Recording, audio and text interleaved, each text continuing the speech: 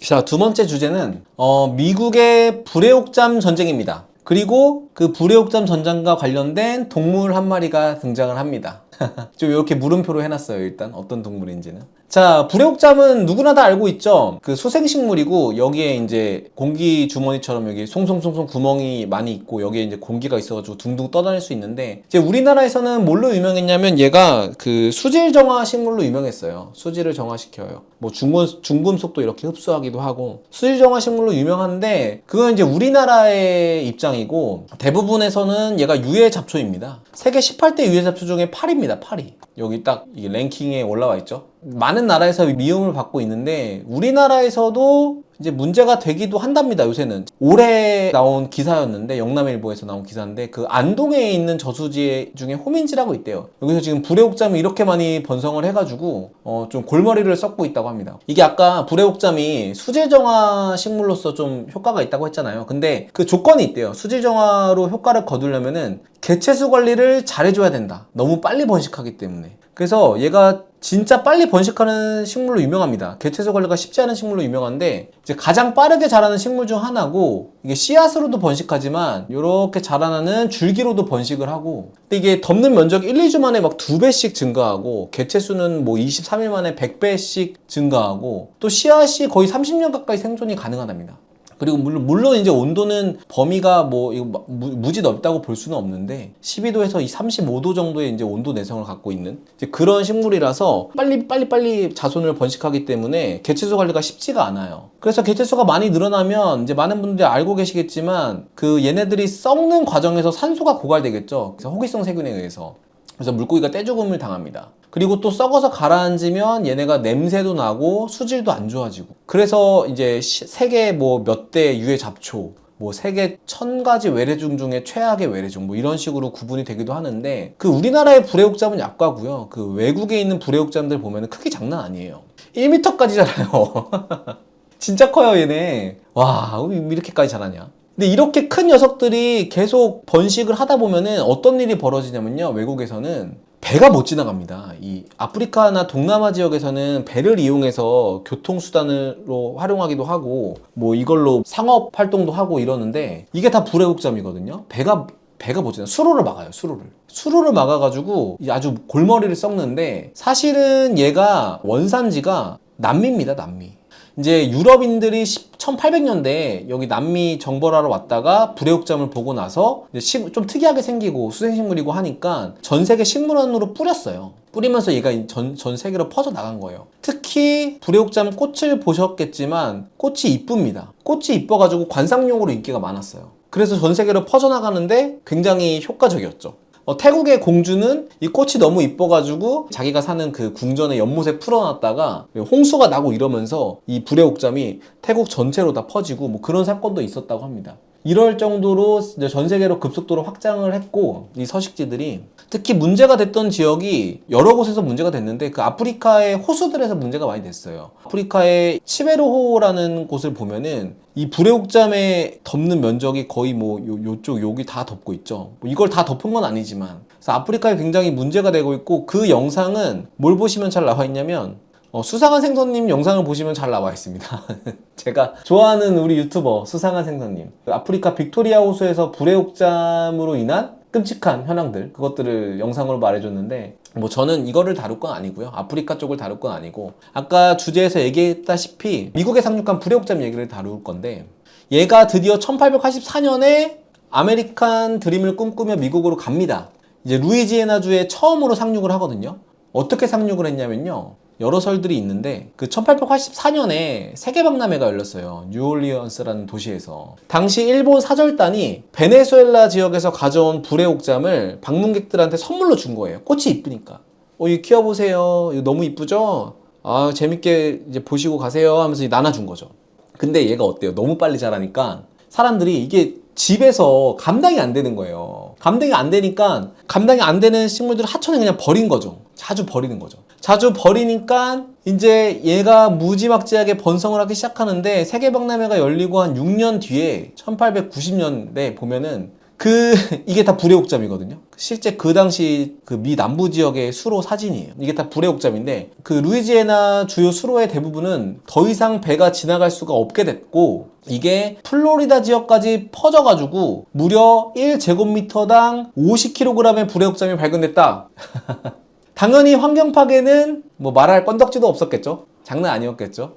근데 이걸 대책을 세워야 되는데 이게 또 대책이 바로바로 세워지는 게 아니었고 대책이 무려 9년 뒤에 세워집니다.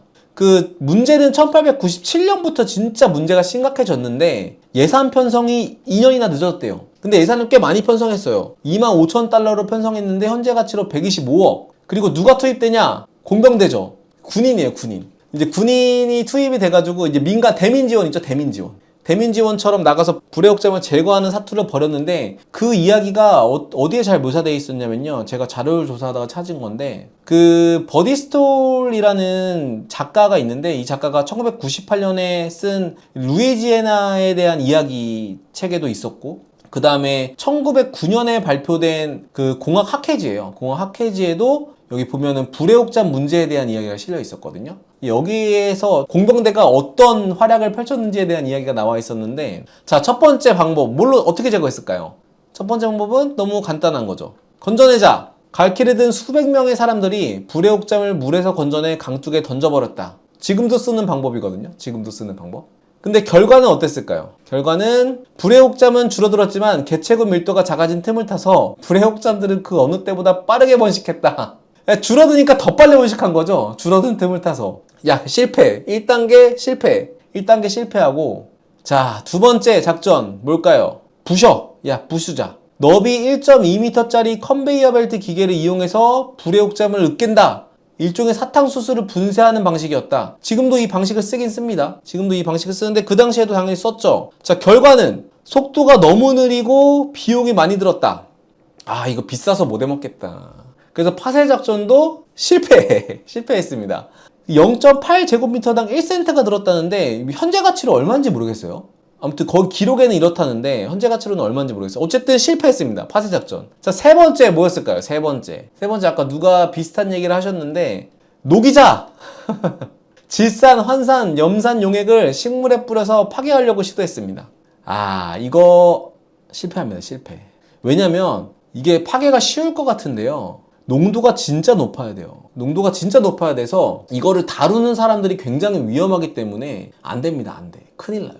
그리고 생태계 당연히 완전 망하죠. 그러니까 이거 완전 실패입니다. 실패. 3단계 작전 녹이기 실패. 자, 그럼 4단계 작전 아까 나온 얘기입니다. 4단계 작전 누가 말씀하셨는데 다 불로 태워버리면 안 되나? 같은 생각을 했죠. 그래서 다이너마이트로 폭발시키고 휘발유로 뿌린 후 불을 붙여 그리고 화염 방사기까지 동원합니다. 됐을까요? 실패. 식물을 태운 후 싹이 트는 시기가 더 빨라졌고 길이는 기존보다 평균 22cm 더 컸다. 그러니까 이게 불로 태워서 뭔가 씨앗에 자극을 줬는지 어쨌는지는 모르겠지만 싹이 트는 시기도 굉장히 빨라지고 자라나는 길이도 더 길어졌다는 거죠. 불태우는 것도 실패. 자, 그러면 우리 공병대 분들이 5번째 작전을 세웁니다. 자, 독극물 뿌리기 비소저. 비소 농축액을 배에 설치해서 살포합니다. 너무 좋아요. 뿌린 지 2주 만에 불의 옥잠이 싹 사라졌다. 근데 저는 이게 잘 이해가 안 됐어요. 물고기 등 하천 생태계에 안 좋은 영향은 관찰되지 않았다? 진짜? 말도 안 돼. 비소를 뿌렸는데 어떻게 하천 생태계에 안 좋은 영향이 관찰이 안 돼. 이거 무조건 안 좋을 것 같은데. 아무튼 없었대요. 근데 어쨌든 비소 뿌리기도 실패했습니다. 왜 실패했냐면요. 지금 여기 보면은 이 비소를 그냥 뿌리는 게 아니고 배에 설치해서 살포로 하는데 비소 농축액을 실은 배가 하천 구석구석까지 들어가기가 어려웠거든요.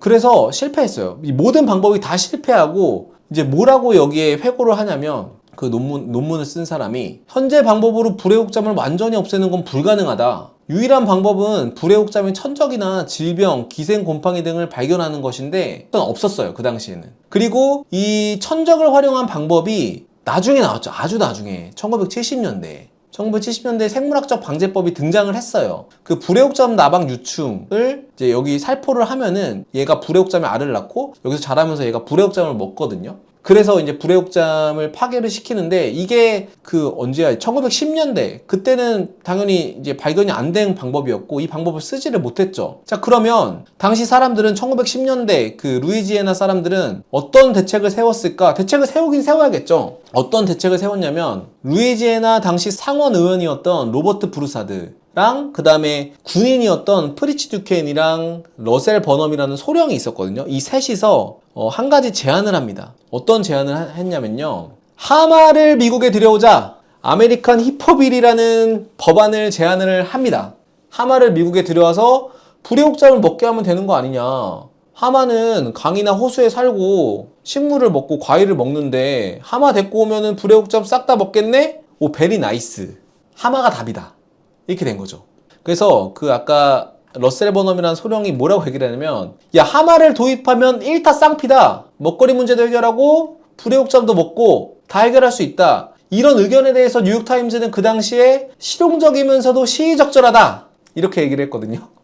뭐 어쨌든 뭐 일리가 없는 건 아니에요. 뭐 하마도 어쨌든 동물이니까 먹을 수 있고 그다음에 뭐 식물을 먹는 동물이니까 불의옥잠 문제도 해결할 수 있을 거라고 생각을 한 거죠. 그리고 실제로 당시에 뭐가 이슈였냐면 그 1910년도 그쯤이 이제 인구도 많아지고 하는 그런 시점이었기 때문에 고기 수요가 계속 늘었어요. 그리고 고기가 부족해지던 시점이었거든요. 그러니까 소고기 말고도 다른 고기 대체제가 필요하다는 얘기가 신문에서도 계속해서 이제 나오던 시기였어요. 그래서 보면은 그 당시에 나왔던 신문 중에 하나인데 그래서 여러 대체 고기에 대한 설명들을 이렇게 쭉 써놓은 거예요. 그 중에 가장 대표적인 게 그 하마고기였죠. 이 법안이 발의됐을 당시였으니까 하마고기였고 여기 보면 이 거북인가? 거북이 고기도 있고 이거는 말고기입니다. 잘 안 보이실 텐데 말고기. 그래서 하마고기는 소고기와 칠면조 고기를 섞어 놓은 맛이다. 이게 뭐 괜찮은 맛인지는 모르겠지만 어쨌든 하마고기는 그렇답니다. 그래서 고기로서 하마가 적합하다. 이런 이제 기사들이 등장하기도 했고 아까 그 상원 의원이랑 같이 법안 발의에 합류를 했던 군인이 있었죠. 프리츠 듀케인이라는 군인이 있었는데 아마 이 스파이로 유명한 군인일 겁니다. 이 군인이 아프리카 지역에서 자랐어요. 어린 시절에. 그래서 이 사람이 말하기를 나는 이 하마라는 동물 사이에서 태어나고 자랐다. 하마는 내 어린 시절 내내 먹은 음식이었습니다. 하마가 없었다면 아마 난 굶어 죽었을 것이다. 하마는 쉽게 길들일 수 있고 온순합니다. 야, 이 사람이 하마가 어떻게 온순합니까? 아프리카에서 그 가장 많이 사람을 살상하는 동물 중 하나 아닙니까? 제가 알고 있기로는 그런데 하마 절대 온순하지 않죠? 누가 그래. 근데 이 사람은 이렇게 얘기했죠. 왜냐? 하마를 미국에 데려와야 하니까. 그리고 대부분의 기사들이 이런 식으로 보도하는 경우가 많았습니다. 그러니까 긍정적인 측면인 거죠. 하마고기는 아프리카에서 호수 베이컨으로 알려져 있다. 호수에서 나는 고기 같은 거죠. 주민들 사이에서 수요가 많고 소고기를 대신할 고기로 가장 적절하다. 그리고 또 이제 하마뿐만 아니라 다른 고기들을 또 데리고자 하는 얘기도 하는데 값이 싼 다른 고기는 흰 코뿔소 고기다. 현재 멸종위기에 처해 있다고 하지만 미 남부에서 잘 번식시킬 수 있고 흰 코뿔소는 비교적 온순한 동물이며 위험하지 않게 키울 수 있다. 이건 아니지. 너무 갔어. 그런데 제가 예전에도 사탕수수 두꺼비를 하면서 뭐 잠깐 얘기하긴 했지만 그 국회의원들도 과학을 어느 정도 알아야 된다는 게 이 로버트 브루사드라는 아까 그 하마 법안을 발의한 그 의원이 무슨 얘기를 하냐면 나한테 우리 그 루이지애나주에 25만 달러를 투자하면 호수의 불의옥잠 문제를 해결하고 하마를 들여와서 100만 톤의 고기를 추가로 생산할 수 있다고 얘기를 합니다. 이제 하마를 들어오면 불의옥잠을 먹으니까. 그리고 내친 김에 코뿔소, 야생돼지, 아프리카 버팔로, 티벳 야크까지 도입하자. 그렇게 해서 고기 문제를 해결하자. 이렇게 얘기를 하죠. 그래서 그 시초가 될 게 바로 그 아메리칸 히포빌 하마 법안 그거를 이제 통과시키자. 그렇게 얘기를 합니다. 심지어 그 전 대통령이었던 시어도어 루즈벨트 전 대통령도 적극적으로 지지를 했고 점점 이 법안이 통과될 가능성이 높아지기 시작했어요. 그런데 물론 반대하는 의견도 있었죠. 잘 아시겠지만 그 1800년대에서 1900년대 초반에 그 호주의 토끼 문제가 심각했잖아요. 이게 뉴욕타임즈 기사거든요. 뉴욕타임즈에 보도될 정도면 미국에서도 많이 알려졌던 문제인데 그러니까 호주의 토끼 사례처럼 외부에서 들어온 동물은 토착 생태계를 망칠 위험이 있기 때문에 하마를 함부로 들어오면 안 된다. 이것도 잘못 들여왔다가는 진짜 망한다. 이제 그렇게 생각을 하는 학자들도 있었습니다. 그런데 아까도 얘기했지만 이게 긍정적인 기사들이 더 많이 실렸어요.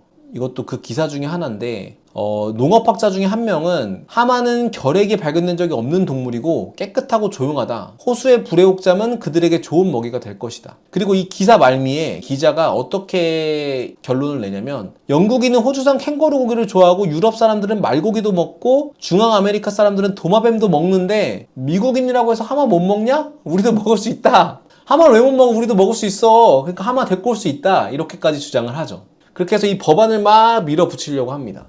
결과가 어떻게 됐을까요? 결과가. 당연히 여러분 아시겠지만 지금 미국에는 하마가 없죠. 한 표 차이로 다행히 무산됐습니다. 그 법안이. 만약에 들어왔으면은 글쎄요. 좀 문제가 있었을 것 같긴 해요. 왜냐면은 결국에는 하마는 뭐 어떻게든 사람한테 인명피해를 줄 수도 있고 그 호수에 키우면은 농부들이 또 피해를 볼 거잖아요. 그리고 또 얘가 수생식물을 먹긴 먹는데 밤에는 땅으로 올라와서 풀 뜯어 먹어요. 그러니까 불의옥잠은 또 밤에는 안 먹는다고. 그리고 또 불의옥잠이 대부분 물이라서 영양학적으로 그렇게 좋지 않아요. 그러니까 하마가 또 그렇게 많이 먹을 이유가 없고 또 하마 똥으로 인해서 수질 생태계가 악화될 가능성도 있죠. 얘네가 워낙 많이 싸는 애들이니까. 그러니까 결국에는 하마가 그렇게 도움이 안 됐을 것 같다. 이제 그런 생각을 하는 과학자들이 많고 그럼 지금 루이지애나는 어떠냐? 여전합니다. 여전히 불의옥잠이 많이 자랍니다. 루이지애나 호수에서. 아직까지 해결을 못했어요. 뭐 그 예전만큼은 아니겠지만 아직까지 루이지애나 호수에는 불의옥잠이 굉장히 많이 살고 있고 지금도 제거 작업을 계속 벌이고 있습니다. 그러니까 모든 국가가 다 그래요. 우리나라만 이제 사계절이 뚜렷해서 겨울이 길고 하니까 불의옥잠의 개체수가 확 줄어드는 시기가 있어서 그 불의옥잠이 막 많아지지가 않는 거지. 이제 지구 온난화 좀 더 진행되고 겨울 짧아지고 이러면 우리나라도 어쩌면 이 골머리 앓을지도 모릅니다. 아무튼 루이지애나 그렇고 자 근데 이 하마를 외래에서 도입한 사례 중에 가장 유명한 사례가 하나 있습니다. 아마 여러분들도 알 텐데 어디선가 들어보셨을 것 같은데 그 하마를 사랑했던 마야광 파블로 에스코바르라는 마야광이 있습니다. 콜롬비아 마야광이었는데 하마를 진짜 좋아했어요. 이 마야광이 1980년대에 자신의 개인 동물원에 하마 4마리를 불법으로 들여옵니다. 근데 하마만 들여온 게 아니고요. 이 사람이 개인 동물원에 아주 사파리의 동물들 다 들여올 거야. 코뿔소, 기린, 이 캥거루도 데리고 왔네요. 타조까지. 근데 이제 데리고 와서 막 자신의 동물원에서 키우다가 결국에 1993년에 사망을 해요. 이렇게 막 총싸움 하다가 다른 갱단이랑 사망을 했으니까 그 이 마야광의 사유지가 정부로 귀속이 되는데 정부에서 당시에 어떻게 처리를 하냐면요. 이 마야광의 사유지가 하시엔다 나폴레스라는 곳인데 이 파블로가 키우던 그 마야광이 키우던 모든 동물들을 국가에서 다 동물원으로 보내요. 다른 동물원들로 뭐 기린, 타조, 코끼리, 영양 등 이런 동물들을 다 동물원으로 보냅니다. 근데 하마만 안 보냈어요. 그 물에 살아서 좀 더 잡기가 어려웠던 건지 어쩐 건지는 모르겠는데 뭐 기사에 의하면 당시에 발견된 하마는 16마리밖에 없었고 더 이상 번식하지 못하고 죽을 거라고 생각했대요. 그래서 이제 하마만 빼고 다른 동물원은 다 보냈고 하마는 그냥 그 자리에서 내뒀던 거죠. 아무튼 이 하시엔다 나폴레스라는 굉장히 큰 그 마야광의 사유지에서 하마가 잘 이제 번성을 하게 된 거예요. 어떻게까지 번성을 했냐면 여기가 그 하마를 키우던 그 나폴레스라는 곳이거든요. 마야광이 있던 곳, 요 지점이. 이 magdalena 강이죠. magdalena 강을 따라서 점차 하마의 개체수가 이제 막 불어나기 시작합니다. 불어나기 시작해서 2014년엔 40마리, 2019년에 90에서 120마리, 현재는 약 200마리로 추정이 되는데 얘네가 워낙 넓은 곳에 분포하고 있기 때문에 거의 그 면적이 2000제곱킬로미터라고 합니다. 그리고 2035년까지는 거의 1000마리 가까이 불어날 거라고 하는데 이게 지금 이제 골머리예요. 콜롬비아 입장에서는. 근데 이 남미 지역이 좀 따뜻하고 이러니까 또 포식자도 없고 이러니까 하마가 굉장히 번성하기에 좋았고 그래서 지금은 그 개체수가 엄청나게 늘어났죠. 실제로 이렇게 늘어나기 전에 이제 2009년에 정부 승인으로 이 하마를 죽여서 이제 개체수를 조절하려는 시도가 있었는데 동물보호단체에서 반대했죠. 왜냐면 요 사진이 언론에 보도가 됐거든요. 요 사진이 언론에 보도가 되면서 너무 우리 귀여운 하마 어떡해 막 이러면서 반대를 한 거죠. 동물보호단체에서. 그래서 도살 계획이 중단이 됐어요. 지금은 어떤 식의 계획을 세우고 있냐 뭐 여러모로 콜롬비아 골치 아픕니다.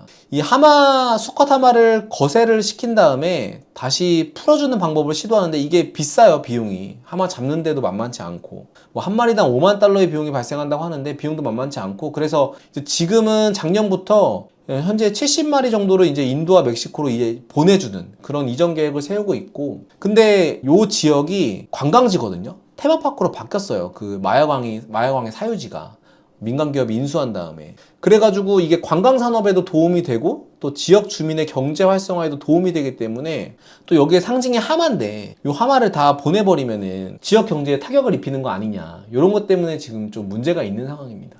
그래서 이제 콜롬비아에서도 요 하마 때문에 골머리를 앓고 있는 요 상황까지 하면서 요번 주제를 마무리하도록 할게요. 네.